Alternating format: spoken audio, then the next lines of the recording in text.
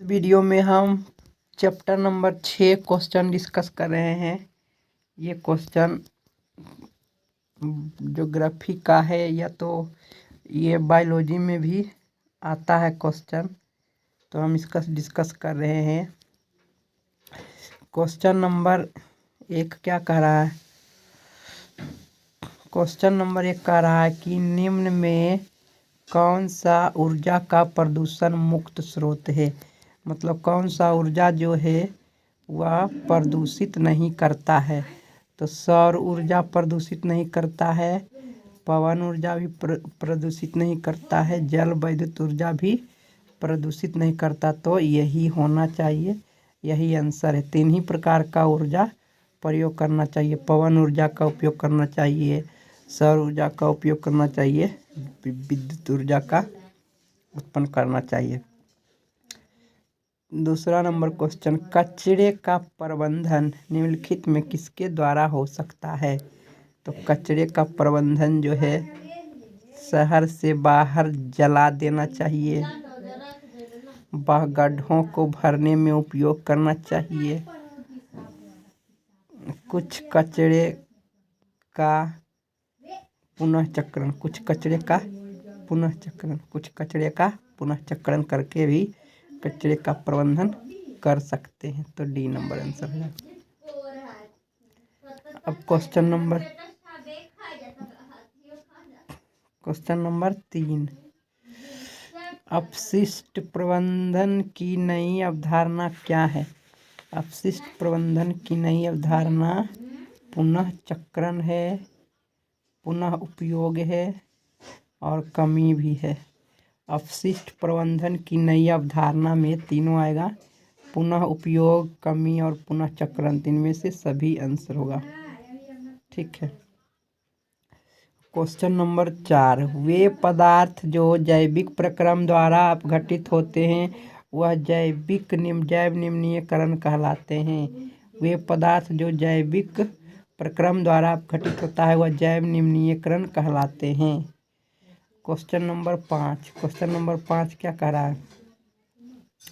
पर्यावरण को बचाने के लिए 3 प्रकार के आर का प्रयोग होता है। तो 3 प्रकार के आर क्या हुआ?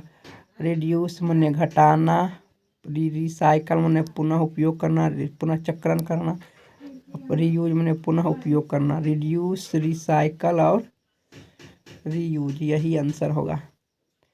उसको घटाइए, पुनःचक्रित कीजिए और रीयूज कीजिए, माने अपघटित कीजिए, पुनःचक्रित कीजिए और उपयोग कीजिए, यही आंसर होगा। क्वेश्चन नंबर 6, जैव विविधता के विशिष्ट स्थल क्या कहलाते हैं?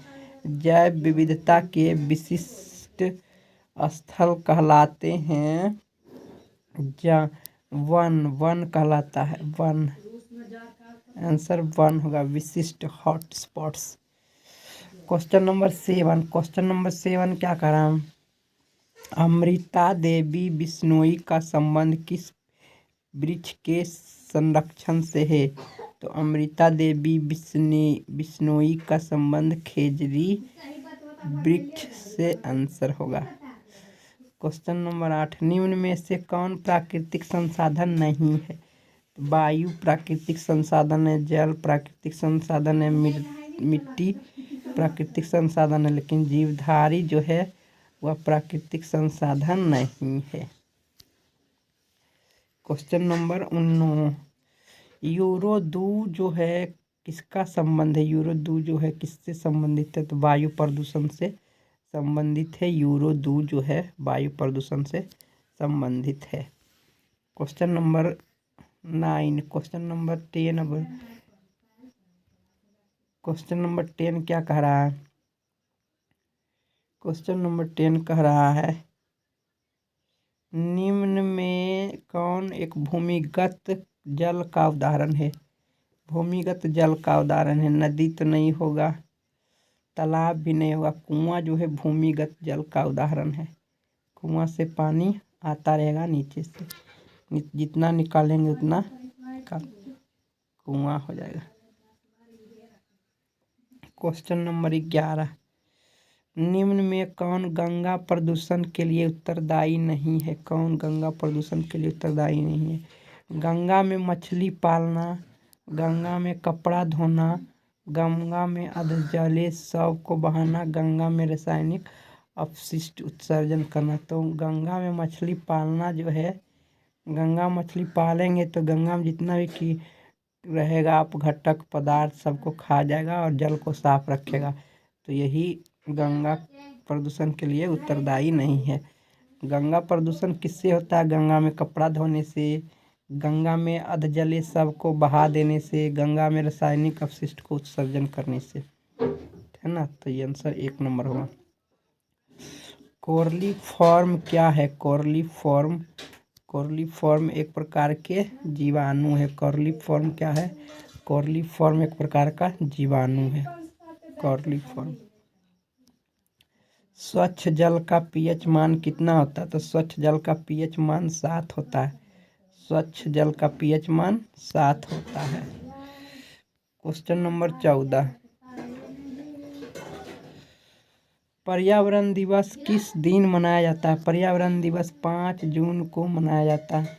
पर्यावरण दिवस 5 जून को मनाया जाता है। गंगा कार्य योजना किस वर्ष प्रारंभ हुई थी?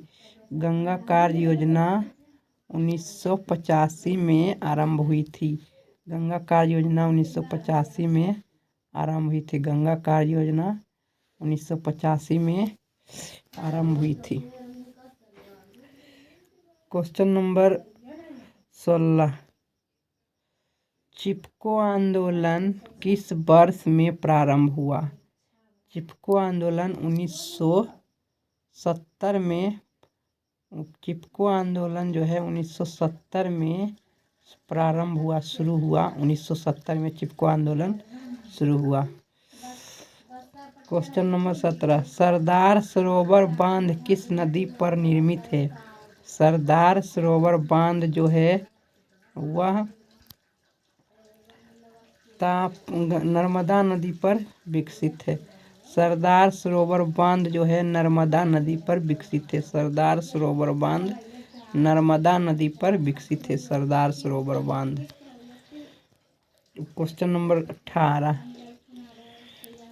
प्राकृतिक जल मार्ग पर जो डैम कंक्रीट अथवा छोटे कंकड़ से बनाए जाते हैं उन्हें क्या कहते हैं?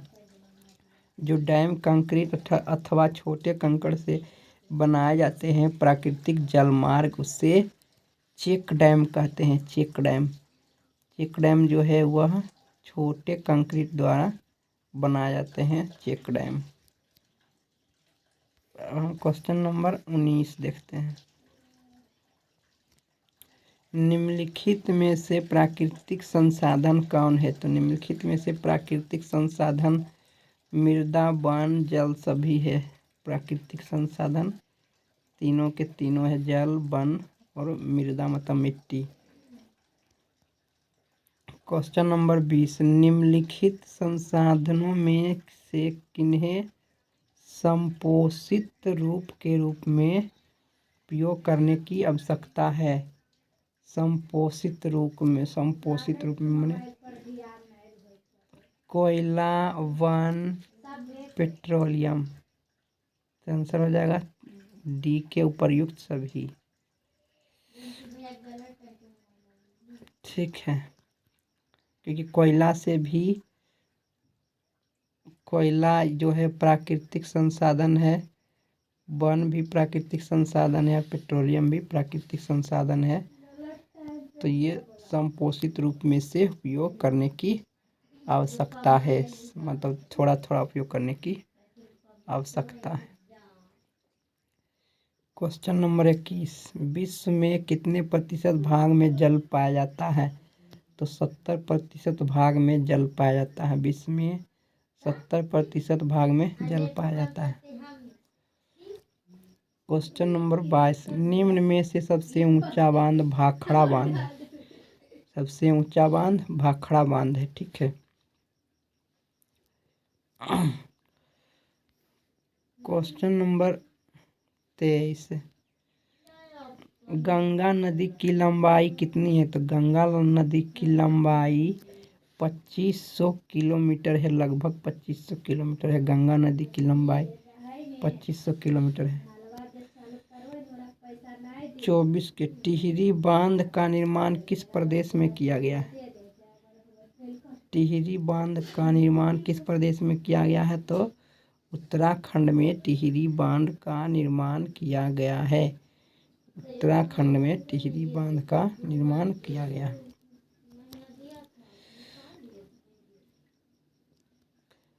क्वेश्चन नंबर 25, उभयलिंगी जंतु कौन नहीं है? उभयलिंगी जंतु कौन नहीं है? तो मछली जो है वह उभयलिंगी जंतु नहीं है। मछली उभयलिंगी जंतु नहीं है, बाकी सभी उभयलिंगी जंतु है। क्वेश्चन नंबर 26, प्राकृतिक चयन का सिद्धांत किसने दिया था? तो प्राकृतिक चयन का सिद्धांत चार्ल्स डार्विन ने दिया था। क्वेश्चन नंबर 27, प्रकृति में पाया जाने वाला सबसे महत्वपूर्ण अजैवी संसाधन निम्न में से कौन है? तो अजैवी, अजैव मतलब कि बिना जीव जंतु। कोयला जीव जंतु से बनता है, वन जीव जंतु से बनता है, पेट्रोलियम जीव जंतु से बनता है, तो ये सब नहीं होगा। अजैव कह रहा, अजैव मतलब बिना जीव जंतु का। तो जो पानी जो है, जल जो है वह अजैव संसाधन है। क्वेश्चन 28, 200 सेंटीमीटर से अधिक वर्षा वाले वन क्षेत्र को क्या कहते हैं? नम क्षेत्र कहते हैं।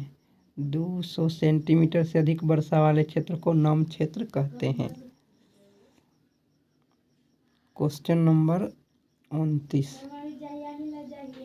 हिमाचल प्रदेश में स्थानीय सिंचाई की व्यवस्था को किस नाम से जाना जाता था? हिमाचल प्रदेश में स्थानीय सिंचाई की व्यवस्था को कुल्लह के नाम से जाना जाता था। कुल्लह के नाम से जाना जाता था। क्वेश्चन नंबर 30, चिपको आंदोलन के अग्रणी नेता कौन थे? तो चिपको आंदोलन के अग्रणी नेता सुंदरलाल बहुगुणा था। सुंदरलाल बहुगुणा चिपको आंदोलन के अग्रणी नेता थे। क्वेश्चन नंबर 31, क्वेश्चन नंबर 31 क्या कह रहा है? जैव निम्नीकरण अपशिष्ट कौन सा है नीचे में से? मलमूत्र तो मलमूत्र हो गया, जीव द्वारा निम्नीकरण हो जाता है। पेड़ पौधा के मृत शरीर भी जीव द्वारा निम्नीकरण हो जाता है। बहित मल, जो मल होता है वो भी निम्नीकृत हो जाता है। तो तीनों सही है, इनमें से सही तीनों हो जाएगा। तीनों जैव द्वारा निम्नीकरण किया जा सकता है। क्वेश्चन नंबर 32, जैव अनिम्नीकरण अपशिष्ट कौन सा है? जो जीव द्वारा अनिम्नीकरण नहीं होता। पदार्थ का तो हो जाएगा, पदार्थ का भी नहीं होता है, सभी पदार्थ का थोड़ी होगा। शीशा का भी नहीं होगा, है ना, जीव द्वारा निम्नीकरण। और आर्सेनिक धातु का भी निम्नीकरण नहीं होगा। तो इनमें से सभी आंसर होगा कि इसमें से कोई भी पदार्थ जो है जीव द्वारा निम्नीकरण नहीं होगा। क्वेश्चन नंबर 33, जल दिवस कब मनाया जाता है? तो जल दिवस जो है वह 23 मार्च को मनाया जाता है। जल दिवस 23 मार्च को मनाया जाता है। जल दिवस 23 मार्च को। क्वेश्चन नंबर 24,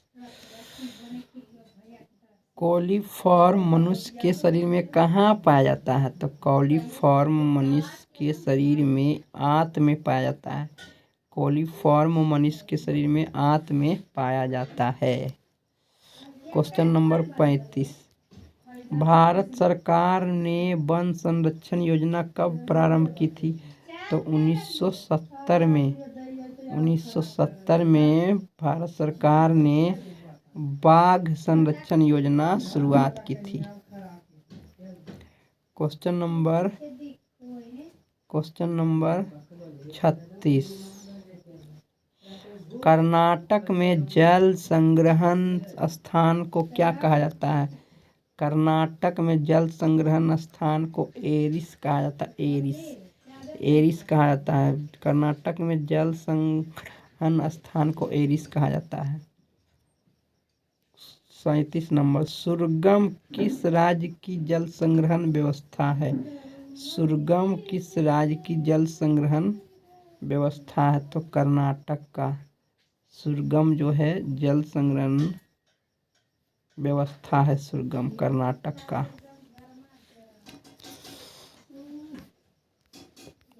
तो क्वेश्चन समाप्त हो गया। थैंक यू दोस्तों, वीडियो को देखने के लिए धन्यवाद।